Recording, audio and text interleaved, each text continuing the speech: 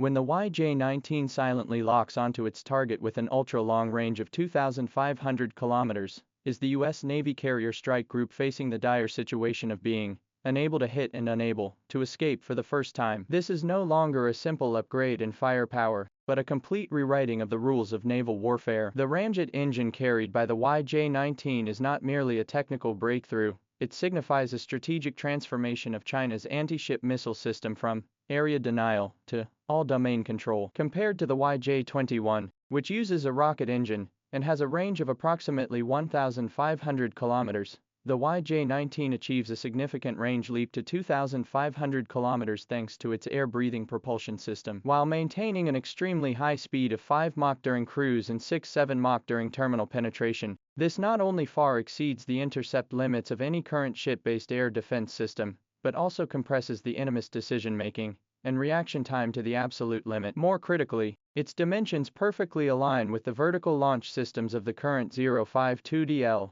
DM and 055 class destroyers, enabling the Chinese Navy to rapidly establish large-scale, distributed deployment of long-range strike capabilities without requiring ship modifications. What truly poses a challenge for the U.S. military is that the YJ-19 enables the Chinese fleet to initiate attacks beyond the operational radius of U.S. aircraft carriers for the first time. Even if the U.S. military deploys F-18 Super Hornet fighter jets, extends their operational radius to 1,400 to 1,500 kilometers through aerial refueling, and launches a GM-158B stealth cruise missiles, their maximum theoretical strike range would barely reach 2,200 to 2,300 kilometers, still falling short of the YJ-19's 2,500 kilometer range. In other words, at positions where Chinese warships can effectively threaten U.S. aircraft carriers, U.S. carrier-based aircraft cannot even enter effective attack positions. Moreover, the aircraft carrier itself will inevitably undergo maneuvering displacement during aircraft deployment, further reducing the reliability of the actual strike range. Another U.S. anti-ship weapon,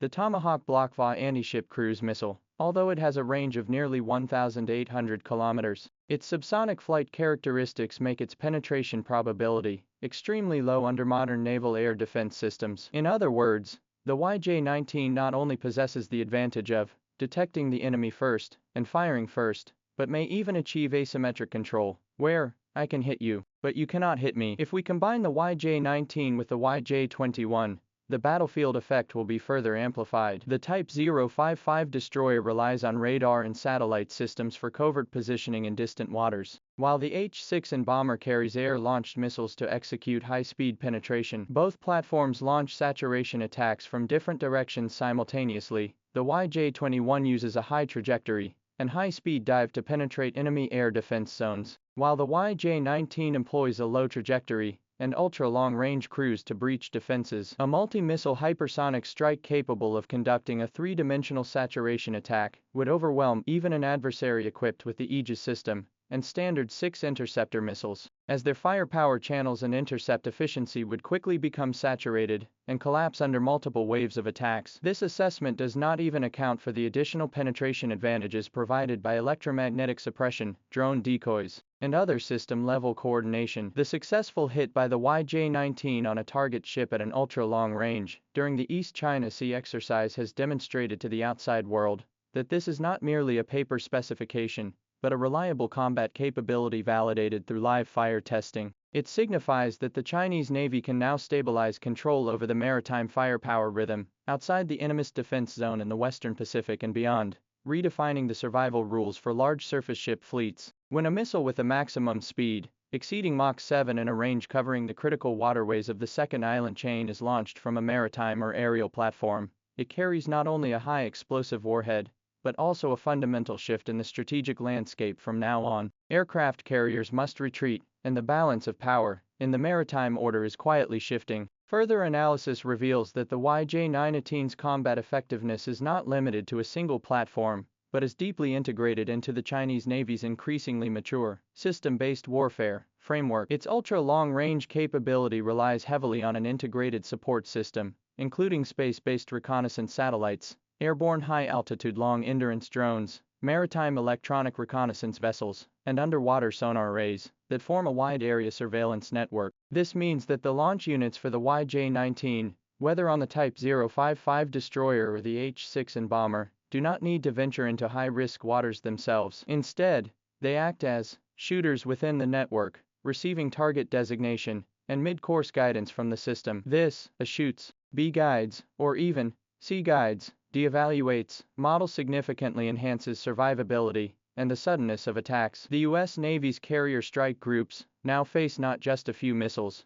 but a highly resilient kill network that is difficult to fully suppress. From a technical perspective, the YJ-19 scramjet engine technology represents the pinnacle of air-breathing hypersonic weaponry. It can efficiently intake air at high speeds, overcoming the thermal barrier and air intake regulation challenges of traditional ramjet engines, enabling self-sustained combustion of fuel and air. This not only provides a range advantage, but also grants the missile greater maneuverability and more flexible trajectory options. External speculation suggests it may adopt a double cone or wave riding aerodynamic layout, enabling high-speed gliding and maneuvering during re-entry, further increasing interception difficulty. In contrast, U.S. military projects, like the AGM-1830R have faced repeated testing setbacks and have yet to achieve reliable combat capability, potentially placing the YJ-19 5 years ahead of U.S. technology in terms of generational advantage. The combination of the YJ-19 and YJ-21 effectively establishes a layered assault system. The YJ-21 serves as the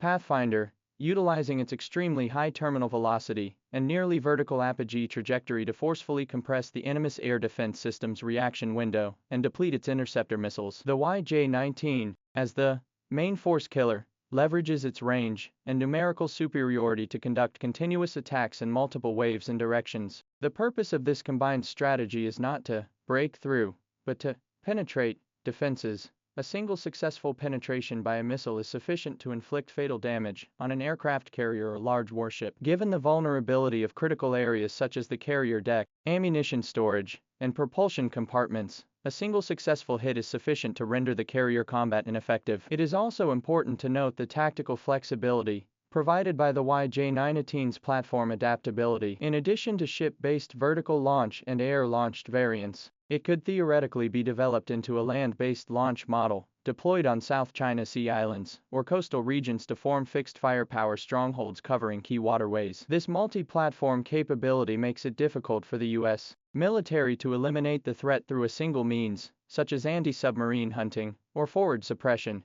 forcing it to constantly face pressure from three dimensions: sea, air, and land, which will severely constrain its fleet maneuverability and operational planning. From a broader strategic perspective, the emergence of the YJ-19 is reshaping the maritime power balance in the Western Pacific region. It enables the Chinese Navy to develop oceanic control capabilities beyond the anti-access area denial framework. U.S. aircraft carriers can no longer safely conduct deterrence operations near China's coastline by relying on the strike radius advantage of their carrier-based aircraft squadrons. Instead, they must retreat to more distant waters, directly impacting their deployment capabilities, aircraft sortie efficiency, and battlefield presence duration. Meanwhile, Chinese naval surface ship formations, protected by the YJ-19, can now safely operate in distant waters to safeguard maritime supply lines and even conduct long-range force projection. Ultimately, the significance of the YJ-19 extends far beyond that of a single weapon system. It embodies China's military technological innovation